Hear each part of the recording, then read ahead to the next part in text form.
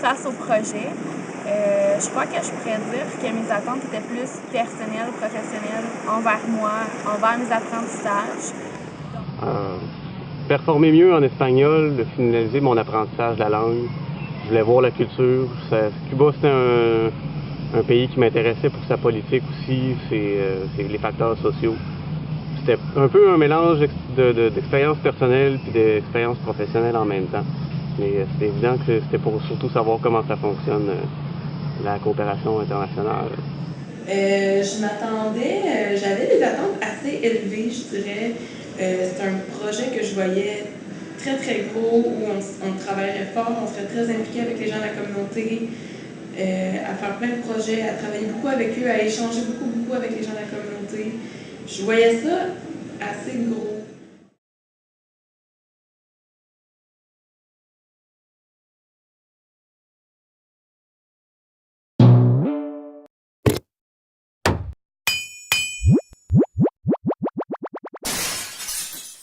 Tout d'abord, on a dû attendre un mois au Québec, donc retarder notre départ d'un mois parce qu'on n'avait toujours pas eu nos visas. C'est qu'il y a eu une réorganisation ministérielle et puis notre partenaire qui était dirigé par le ministère de l'Éducation supérieure s'est trouvé à être fondu dans le nouveau ministère de l'Éducation. Ce qui fait que tout le processus d'approbation du projet qui avait été réalisé avec l'ancien ministère était à recommencer. Et puis comme c'était un nouveau ministère qui avait à gérer des nouvelles institutions, mais cette approbation-là a retardé et retarde toujours puisqu'on ne l'a toujours pas. Une fois à Cuba, dans les premières 2 semaines aussi, on était un peu en attente parce qu'on n'avait toujours pas les visas. Ouais. Ben à ce moment-là, on ne savait pas trop où est-ce qu'on s'en allait, je crois. On était dans un campement international, c'était plaisant, mais on avait été avisé qu'on était là en attente.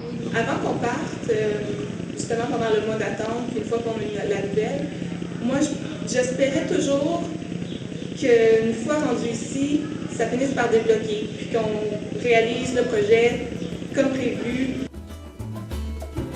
Ay, candela, candela, candela, me quemo ahí. Ay, candela, candela, candela, me quemo ahí. Puso un baile, una jutilla para una. C'était quand même des journées qui étaient chargées. Bon, c'était du tourisme socio-politique, c'était quand même intéressant, mais bon, ça a été plaisant, on a eu notre premier contact avec la culture cubaine. J'ai vraiment aimé les 2 premières semaines au Campamento. Ça a été 2 semaines qui m'ont permis en tout cas personnellement de découvrir Cuba, puis de se familiariser avec le nouvel environnement, puis les façons de faire d'ici, avec la culture. C'est sûr qu'il y a eu des apprentissages sur la langue. Je pense que cette compréhension-là, cette connaissance-là de la culture cubaine nous aura servi également beaucoup dans les projets qui s'en sont suivis. Donc, comment bâtir les projets pour que ça corresponde bien à la culture cubaine puis aux besoins des Cubains.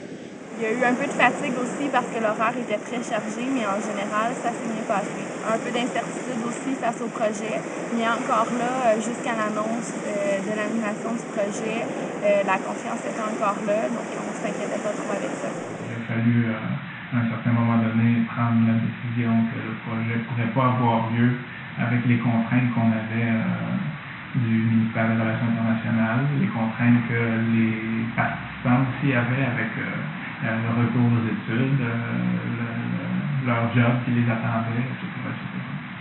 Donc, un petit souci administratif qui fait qu'on ne peut pas avoir de visa, qu'on ne peut pas avoir de projet, puis que les partenaires ne peuvent pas, dans un cadre légal, coordonner le travail des participants. Mais de devoir annoncer ça au groupe, c'est quand même quelque chose d'assez gros, quelque chose de drôle, que j'y pense beaucoup pour trouver la bonne façon d'amener ça à tout le monde. Je me suis sentie un peu prise. À l'annonce de l'annulation du projet, ma réaction a été Non, j'ai été frustré. Je vous dirais que j'étais un peu hébétée. Je voulais pas y croire. Je pensais pas que ça pouvait arriver. Quand on a su que le projet était annulé, j'ai quand même vécu une grande déception parce que Pendant les 2 semaines qu'on attendait à Cuba, je m'étais réaccrochée au projet, j'avais des grandes attentes, j'étais très motivée. J'avais envie de pleurer. J'avais vraiment ça a été comme un coup lorsque je l'ai su. Par contre, ça n'a pas duré. Je ne voulais pas rester dans cet état-là. Les 3 options qu'on a eues dans le fond, soit qu'on vienne au Québec tout de suite, soit qu'on attende un épisode tout l'été sans savoir si elle va venir, ou soit qu'on allait se trouver des projets. J'avais plus des craintes par rapport à la suite du projet, à savoir si on allait pouvoir continuer, si on allait juste retourner chez nous puis qu'on va avoir gaspillé 1 an de travail pour ça. Je pense que le fait qu'on avait mis autant d'efforts, donc pendant l'année l'année préparatoire, les formations au Québec avant de partir, le mois d'attente qu'on attendait vraiment pour réaliser le stage. Finalement, le départ, ces 2 premières semaines-là où est-ce qu'on s'initie à la culture cubaine puis on apprécie l'expérience. Je pense que tout ça fait que tout le monde souhaitait continuer. Le groupe, on était quand même tous du même avis. On s'était embarqué dans quelque chose, on voulait le faire, on était là pour ça.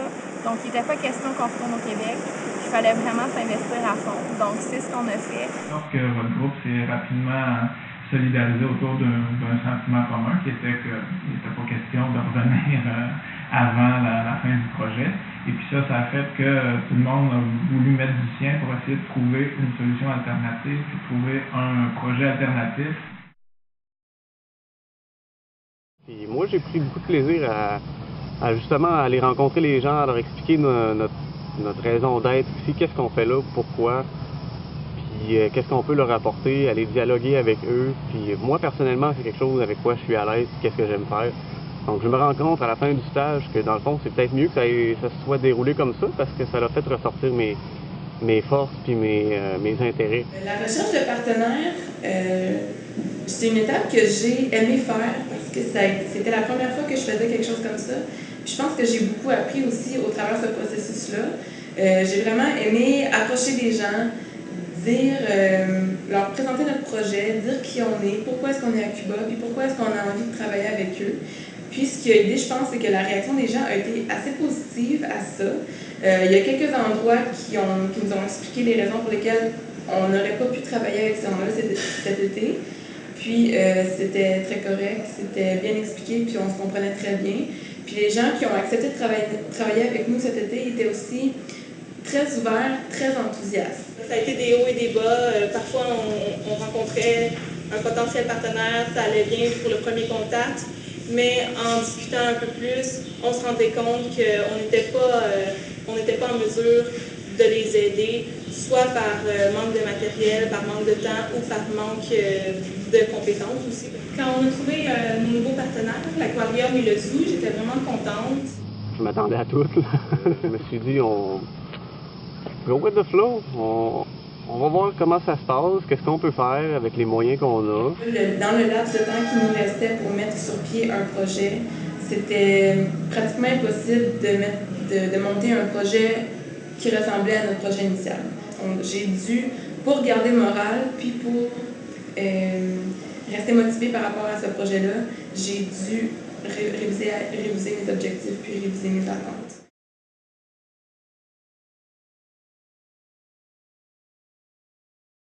Ya que los muchachos nos han apoyado en todo el trabajo que hemos realizado de forma educativa con los niños en los talleres de verano, hemos realizado diferentes actividades educativas como juegos de interacción, ellos han confeccionado determinados cuestionarios en colaboración con nosotros y ha sido muy favorable precisamente para poder realizar este intercambio de experiencia y que se transmita de forma internacional, si es posible, todas las actividades educativas con vista a que los niños cooperen y sean multiplicadores de todos estos conocimientos. Y consideramos que la estancia de ustedes ha sido muy fructífera, fundamentalmente y sobre todo no tanto por cualquier cosa material que se pueda alcanzar, sino por estrechar los lazos de amistad y de entendimiento entre los pueblos y particularmente entre el zoológico nuestro y la institución a la cual ustedes pertenecen. Donc, je pense qu'on a fait du mieux qu'on pouvait, mais ma satisfaction est partagée. Je reste quand même avec une petite déception de, je pense, le niveau d'échange avec les gens de la communauté.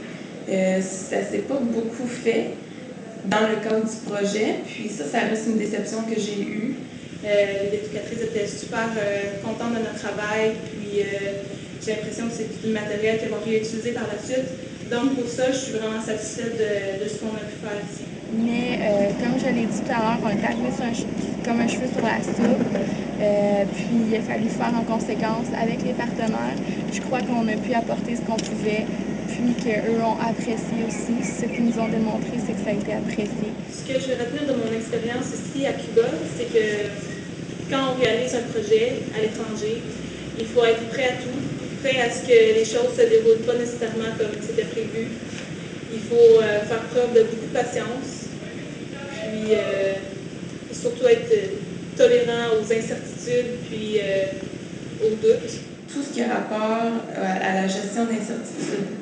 Comment gérer une situation dans laquelle il y a plusieurs éléments qui sont hors de notre contrôle, tout en gardant la motivation de faire avancer le projet. Dans le fond, là, ça a vraiment bien fonctionné. On en a appris beaucoup. On a appris sur comment ça marche ou comment ça marche pas, un projet de coopération internationale. Puis on apprend à se débrouiller. On apprend à développer des activités avec peu de ressources. D'avoir vécu ces difficultés-là, c'est encore mieux que ce que j'aurais imaginé. C'est des compétences qui sont utiles tout au long de la vie. Partez pas avec trop d'attentes là, rigides. Laissez-vous imbiber de la culture et du projet. Dites-vous que ça marche pas forcément comme vous auriez cru au départ. Puis bon, ça fait cliché un peu, mais ça reste la réalité. D'être conscient de ses attentes, puis d'être ouvert à les nuancer, à les diminuer. Mais en fait, il faut que vous considériez que vous faites un projet avec un partenaire, et même avec une communauté d'accueil, et puis qu'eux vont à leur rythme. Vous y allez pour 75 jours, vous y allez pour une plus grande durée, mais vous êtes, aux yeux de ceux qui vous accueillent, vous êtes de la visite qui passe, qui vient faire un petit bout de chemin dans un projet, mais que vous n'êtes pas les seuls. Il y a peut-être eu un groupe avant, il va peut-être y avoir un groupe après. Et puis, dans l'intervalle où il n'y a pas de groupe, les gens continuent de travailler. Le projet n'est jamais statique comme tel. Donc, enlevez-vous cette pression-là d'avoir à atteindre des résultats à tout prix avant la fin de votre séjour. Il faut vraiment que vous voyez ça comme quelque chose de plus global. De surtout ne pas oublier l'entraide puis la solidarité en groupe. Parce que c'est pas pour rien que Québec sans frontières et l'ONG avec laquelle vous partez vous envoie en groupe. C'est ça qui fait la beauté de la coopération aussi, c'est qu'on est plusieurs têtes puis qu'on peut tous s'entraider. Puis nos forces et nos faiblesses nous aident énormément, autant du côté professionnel, personnel ou que pour la coopération. Puis surtout, ne pas oublier que dans le pays où vous vous rendez, je pense qu'il y a toujours moyen de trouver quelqu'un pour vous appuyer. Faites votre possible pour rester de bonne humeur, même si ça ne marche pas comme vous voulez. Puis, essayez de prendre tout ce qui vous arrive comme une expérience, comme une source de réflexion. Puis après ça, tout devrait bien aller. Puis, lâchez pas.